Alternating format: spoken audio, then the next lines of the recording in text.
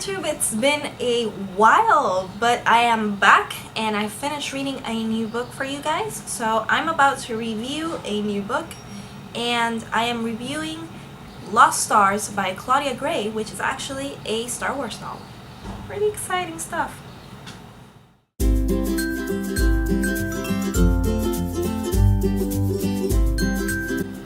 Okay guys, so Kylo Ren and I are actually pretty excited to discuss this novel.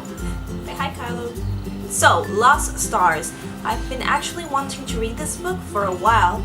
If you guys remember, back in May at Puerto Rico Comic Con, I got to meet the author, Claudia Gray, whom I've known from before. I've read some of her other stuff, mainly the Evernight series like years ago.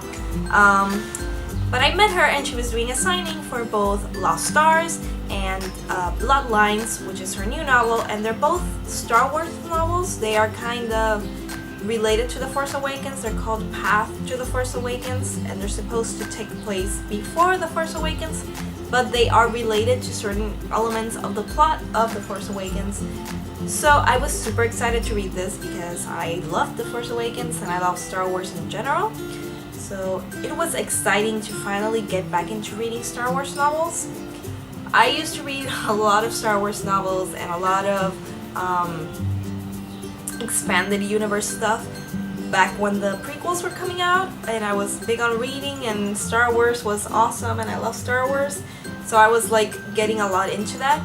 But to be quite honest, the last Star Wars novel I read was the novelization of episode 3, and that was a very long time ago. Damn. This is a spoiler alert, guys. We're talking about spoilers today. Yay! So, how did Lost Stars measure up to my hype? Not that well, actually. And that's actually pretty sad. I really wanted to like this novel because I like Claudia Gray a lot. She's a great person and I think she's a great author. And the premise was exciting. I wanted to read about what happened in between, you know, the old trilogy and The Force Awakens, and I really wanted to get to know these characters because it was kind of a literal star-crossed lovers type of thing, where our main heroine, Sienna, is part of the Empire. She works for the Empire. She's basically a stormtrooper and a pilot, and her love interest and the hero of our story is Thane Kyrell, who started working for the Empire but eventually starts working for the Rebellion. So it had all the makings of a good story, and I was very excited to see how it would be developed and work out against the background of the films and all that. Sadly, it fell short of my expectations. The first half of the book is actually pretty amazing. You get to go to all these new worlds. You get to see how Thane and Sienna joined the Empire and how they've been best friends since they were little, and they joined the Empire with all these dreams and hopes about their homeland and fighting for what's right, and they really think that they're doing what's right being in the Empire.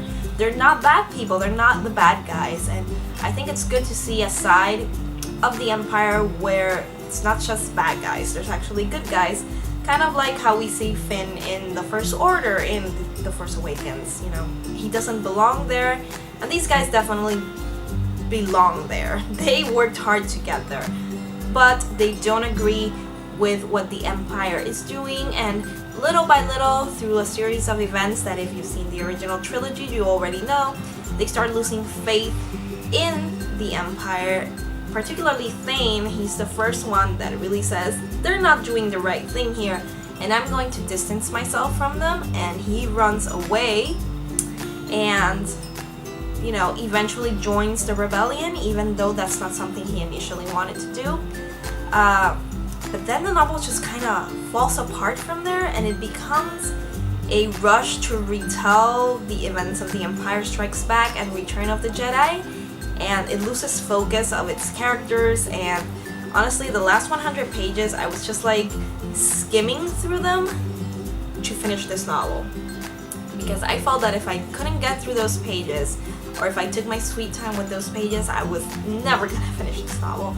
And that is not a good thing. It's not a good feeling when you're reading. You want to read because you're excited to read. You don't want to read because you want to finish this book and it's been taken too long anyway already. So yeah, the initial charm of Sienna and Thane is lost through the middle of the book, and after they get together romantically, you think they'd be more interesting. No, they actually become less interesting and kind of papery. They don't feel like rounded characters, and that makes me really sad. I really wanted to like Sienna a lot because she's a heroine, she's a badass girl, she's a pilot, she's a stormtrooper, but I actually ended up liking Thane more. I think Thane was more well developed than Sienna was, and Sienna's motivations were just not that strong. I really thought she would leave the Empire with Thane, and she didn't. She kept thinking that, you know, blowing up worlds and stuff was right, and I think she kept that thing for way too long. I don't think it was in her character. I think if she had realized that this was wrong earlier and not stuck to her promise, to her vows, to the Empire, I would have liked her a lot more as a character. It just felt like her convictions were not that strong, and her reasons for being in the Empire were not that strong. So in that respect, Thane ended up being a more well-rounded out character because he could contrast his experiences with the Empire versus the Rebellion and see how they're different and not what he thought they were. You know, at first he thought the Rebellion was kind of the same as the Empire, and slowly he realizes that they're a different kind of army, so you can say. So yeah, I really wanted to like this book more. I'm still going to read Bloodlines by Claudia Gray because I think I'm going to enjoy that one a lot more because it involves Princess Leia, and it sounds like it can be more interesting throughout and not just at the beginning. So sadly, it couldn't hold my attention, it couldn't hold my emotional connection with the characters, but I'm gonna have to give Lost Stars 2.5, almost 3 bookmarks. Ugh. It makes me feel so bad because I just met Claudia like 2 months ago and she was the nicest, and I really wanted to like this. But I don't know, maybe you guys loved it a lot more, and if so, then she's done her job.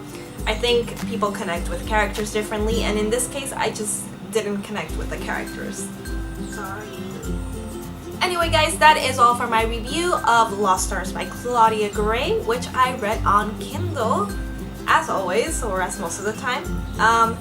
Now, however, I've gotten a new book. Today, I picked up Throne of Glass by Sarah J. Maas. I've been wanting to get this book for a while, but I wasn't quite sure if I'm gonna like it or not. I'm still not sure if I'm gonna like it a lot or not, because high fantasy for me is kind of like a very particular genre, and sometimes I really love it, sometimes I like it, and sometimes I really hate it. But a lot of my friends have been reading this and really loving it, and I know a lot of bloggers out there have been reading it and loving it, so I'm going to give it a try. It was only $8 at Sam's, so I picked up Throne of Glass by Sarah J. Maas. And that is the next book I'm going to be reading. So as soon as I'm done with this, you guys will have your review, hopefully by next week. I hope to have it by next week. If I don't have the review by next week, I will have a video for you guys, I promise. Thanks for watching as always. Give me your recommendations, subscribe, comment, and I'll see you around. Bye!